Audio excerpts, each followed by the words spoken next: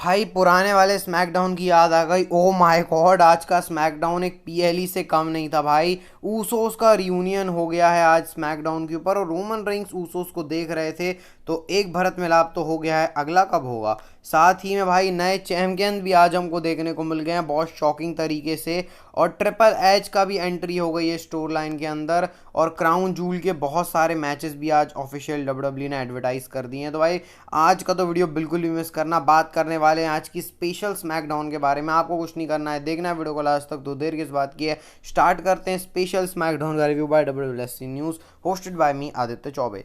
तो भाई स्टार्ट करते हैं। सबसे पहले तो एंट्री होती है रैंडी ऑर्टन की बैक स्टेज से। आपको याद होगा पिछले हफ्ते रैंडी ऑर्टन ने बोला था निक ऑल्डिस को कि भाई मैं उस बॉस से ही बात करूंगा। तो रैंडी ऑर्टन जब गोरिल्ला पोजीशन से जा रहे होते हैं तो वहाँ पे ट्रिपल एच से कुछ बात करते हैं, और मतलब आवाज़ ऑब्वियसली नहीं सुनाई दे रही थी, लेकिन ट्रिपल एच जैसा इशारा कर रहे थे रैंडी ऑर्टन की भाई तू रिंग में जा।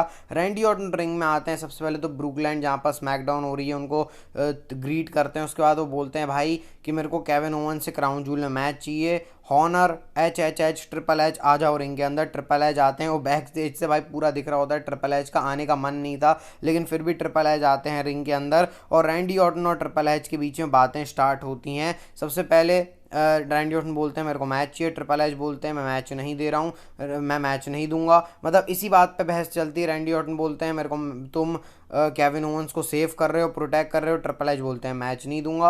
और फिर आखिरी में ट्रिपल एच का जब गुस्सा फट जाता है तो ट्रिपल एच बोलते हैं भाई मैं केविन ओवंस को नहीं तुझे प्रोटेक्ट कर रहा हूँ। उसके बाद रैंडी ऑर्टन भी आश्चर्यचकित हो जाते हैं मुझे प्रोटेक्ट कर रहे हैं। इसके बाद फिर भाई आगे की बात चलती है। ट्रिपल एच बोलते हैं कि भाई इंजरीज हुई हैं रैंडी ऑर्टन को, याद होगा आपको कि वो 18 महीने बाहर रहे थे। तो ट्रिपल एच वापस से नहीं चाहते कि रैंडी ऑर्टन परमानेंटली बाहर चले जाएं। इस तरीके से रैंडी ऑर्टन को ट्रिपल एच समझा रहे थे कि भाई केविन ओवंस पूरा तुमसे नाराज है। केविन ओवंस के इस इंडस्ट्री के अंदर दोस्त बहुत कम बने। उसने दो लोगों के ऊपर ट्रस्ट किया, कोडी रोड्स और तूने। और केविन ओवंस का पर्सपेक्टिव है कि उसे लगता है कि तुमने उसे बिट्रेयल किया है, मैं कुछ नहीं। मतलब ट्रिपल एच केविन ओवंस की बातें बता रहे थे जैसे उनको लग रहा है, और इसलिए वो रैंडी ऑर्टन को प्रोटेक्ट कर रहे हैं कि केविन ओवंस रैंडी ऑर्टन की ऐसी हालत खराब कर सकता है कि रैंडी ऑर्टन का परमानेंटली करियर की ऐसी तैसी हो जाए। इसके बाद रैंडी ऑर्टन बोलते हैं भाई मैंने डब्ल्यूडब्ल्यू का जो मिलियनेयर कंपनी के सीईओ को नहीं बुलाया, मैंने कोई ऑफिसर को नहीं बुलाया। मैं उस एच एच एच या ट्रिपल एच, उस वाले ट्रिपल एच को जानता हूँ जो हैमर लेके मेरे घर में घुसा था। भाई आपको याद होगा वो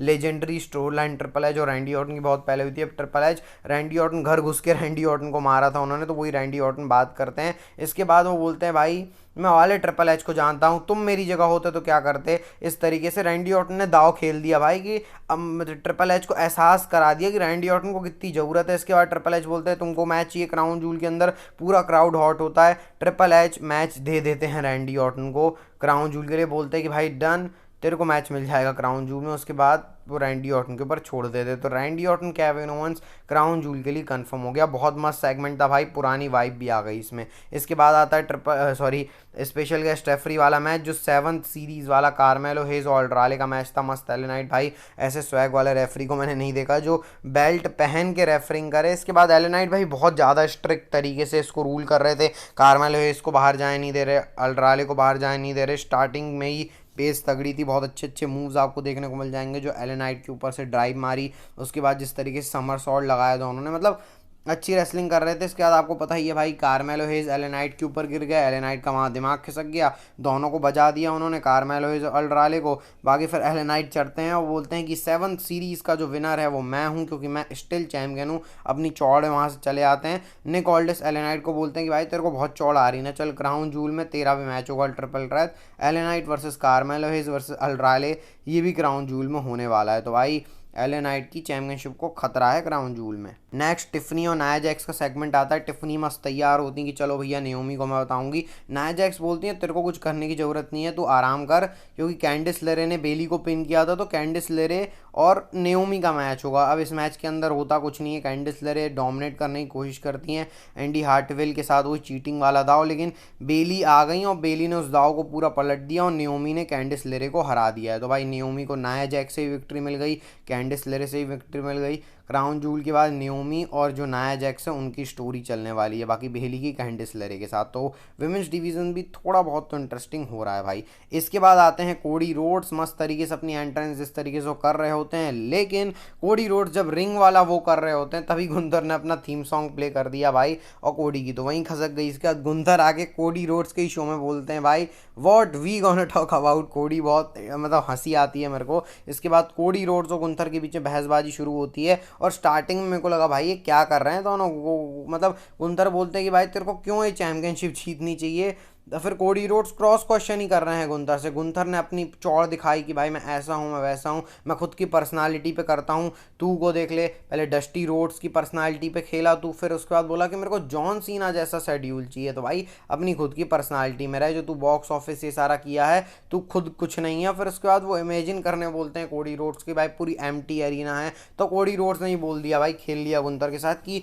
डब्ल्यूडब्ल्यूई फैंस के बिना कुछ है ही नहीं अस्तित्व हम लोगों का, और मैंने जितना भी कुछ किया है मैंने अपनी दम से किया है, तेरे टाइप नहीं। मतलब बहसबाजी चल रही है इनके बीच में, टॉन्टबाजी चल रही है। फिर आखिरी में कोडी रोड्स गट्स की बात करते हैं, गुंथर बोलते हैं तेरे में गट्स नहीं है, तो कोडी रोड्स बोलते हैं मैं तेरे को गट्स दिखाता हूँ। उन्होंने अटैक कर दिया गुंथर के ऊपर, चल रहा होता है। काइजर भी आ गए भाई, काइजर को मारा कोडी ने, उसके बाद दोनों को मारा, लेकिन गुंथर कोडी को बजा के वहाँ से सरक लेते हैं क्योंकि रैंडी ऑर्टन वहाँ पर आ जाते हैं। बाकी थोड़ा बहुत बजाया और बाकी कल्टी काट ली वहाँ से क्योंकि रैंडी ऑर्टन आते हैं। और अगले हफ्ते टैग टीम मैच भी है, Gunther and Randy Orton, sorry Gunther and Cody Rhodes versus Randy Orton और लुडविग काइजर। रैंडी ऑर्टन ने टाइटल को लुक भी दिया वैसे। आगे फिर बैक स्टेज एक और क्राउन जूल का मैच आता है जब सारी टैग टीम्स आपस में कर रही होती हैं, तो ये मैच भी ऑफिशियल हो गया है कि जो लास्ट लेजेंड और जकर्ता हैं versus Chelsea Green and Piper Niven versus Damage Control versus Bianca Belair and Jade Cargill, इनका मैच भी क्राउन जूल में होगा। यानी 6 मैचेस होंगे, शायद ये किक ऑफ में डब्ल्यूडब्ल्यूई कर देगी, बाकी 5 मैच जो हैं वो ऐसे रहने वाले हैं। इसके बाद आता है शो का main event, DIY versus motor city machine gun के बीच में। अच्छा भाई कॉम्बिनेशन वाला, मतलब high level high skill tag team match था, बहुत ज़्यादा मज़ा आया इसको देखने में। जो कॉम्बोस टैग टीम वाले थे, मतलब ऐसे आपको बहुत रेयर ही देखने को मिलेंगे मैचेस जिसके अंदर, क्योंकि दोनों हाई लेवल टैग टीम थी ना भाई, तो बहुत ज़्यादा मज़ा आया इसको। बाकी जो जॉनी गार्गन है उन्होंने टोमासो चैम्पा को गलती से किक मार दी, उसका फ़ायदा उठा लिया मोटर सिटी मशीन गन ने और उन्होंने ये मैच जीत लिया। लेकिन मैच जीतने के बाद सोलो सिकोआ वाली ब्लड लाइन आती है, सोलो सिकोआ इंट्रोड्यूस करते हैं कि मैं तुम्हारा ट्राइबल चीफ हूँ, एक्नॉलेज मी ब्रुकलैंड, और बू कर रहे होते हैं सब, वो शटअप करने बोलते हैं, OTC के चैंट्स लग रहे हैं। सोलो सिकोआ इंट्रोड्यूस कर रहे हैं मोटर सिटी मशीन गन को कि भाई ऐसा ऐसा है। फिर मोटर सिटी मशीन गन भी अपने एक दूसरे को इंट्रोड्यूस करते हैं और वो बोलते हैं कि भाई जब तुमको चैलेंज चाहिए, तब सोलो सिकोआ बोलते हैं कि भाई टाइम एंड प्लेस बताओ, जब तुम्हें चाहिए हम आ जाएंगे। सोलो सिकोआ बोलते हैं अभी हम लोग मैच कर लेंगे, लेकिन निक ऑल्डिस बोलते हैं भाई अभी नहीं, इन्होंने 20 साल से मेहनत करी है, आज नहीं होगा, इन लोग जब फिट रहेंगे। लेकिन आपको होता है मोटर सिटी मशीन गन तो फेस है, तो उन्होंने बोला हम अभी लड़ेंगे। तो भाई सोचो अभी नंबर 1 कंटेंडर वाला मैच रेसल किया है और उसके 2-3 मिनट बाद मोटर सिटी मशीन गन फिर से मैच कर रही है अगेंस्ट ब्लड लाइन। निक ऑल्डिस बोलते हैं तुम्हें चाहिए, क्राउड को चाहिए, चलो हो जाएगा। और सोलो सिकोआ की तो टैक्टिक्स है भाई कि हम लोग चीटिंग करके, क्योंकि मशीन गन वीक हैं। इसके बाद मैच स्टार्ट होता है इनके बीच में, ब्रॉल टाइप का अच्छा मैच चल रहा है, टामा टोंगा टांगल, वहां से सोलो मजे कर रहे हैं, OTC के चैंट्स लग रहे हैं भाई। लेकिन कहानी में ट्विस्ट आना शुरू होता है, जिमी ऊसो आ गए इस मैच में कांड करने सोलो सिकोआ को, जेका फाडू को बजाने के लिए। लेकिन आपको पता है 2-on-1 वाली सिचुएशन हो जाएगी, जिमी ऊसो को मारा। अब तुमने जिमी ऊसो को मारा है तो भाई OTC हमारे ट्राइबल चीफ रोमन रिंग्स का भी थीम सॉन्ग प्ले हो जाता है। जेका फाडू भागते हैं, जेका फाडू को सुपरमैन पंच, वहां से जिमी ऊसो सोलो सिकोआ को मार रहे हैं, रोमन रिंग्स जेका फाडू को मार रहे हैं, सब बैक स्टेज लड़के जाके शुरू हो जाते हैं। इसके बाद यहाँ फिर मैच चलता है, रेफरी गिर जाता है। अब जब रेफरी गिरा तो फिर उसका यीट के चैंट लग रहे थे, तब ये काले कपड़े पहने एक आदमी सुपर किक मारता है। और ये कौन था? ऑब्वियस सी बात है भाई, जे ऊसो ने टांगा लोआ को सुपर किक मार के फेंक दिया। टामा टोंगा को आया, टामा टोंगा को स्पीयर मारा जे ऊसो ने, और जे ऊसो ने कल्टी काट ली, चेयर शॉट मारे। हाँ भाई चेयर शॉट भी मारे, स्पीयर मारा। उसके बाद जे ऊसो कल्टी काट लेते हैं वहाँ से, motor city machine gun match को जीत जाते हैं।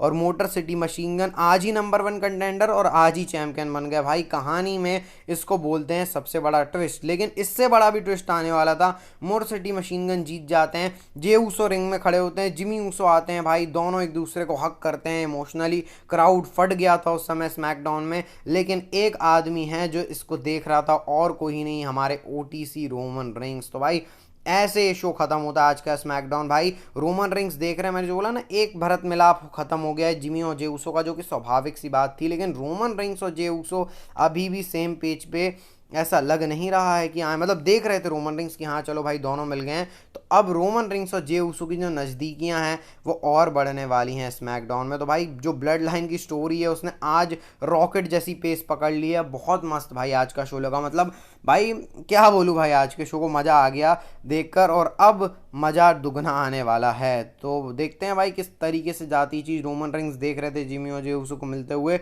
अब जे उसो और रोमन रिंग्स किस तरीके से मिलते हैं इसको देखना भाई, मज़ा आ गया। आपको अगर ये रिव्यू वीडियो अच्छा लगा तो भाई लाइक सब्सक्राइब कर देना। मिलते हैं आपको नेक्स्ट वीडियो में। हेल्थ का health is well, bye bye, take care. Acknowledge कर लो लेकिन जिमी जे उसो और ओटीसी रोमन रिंग्स को।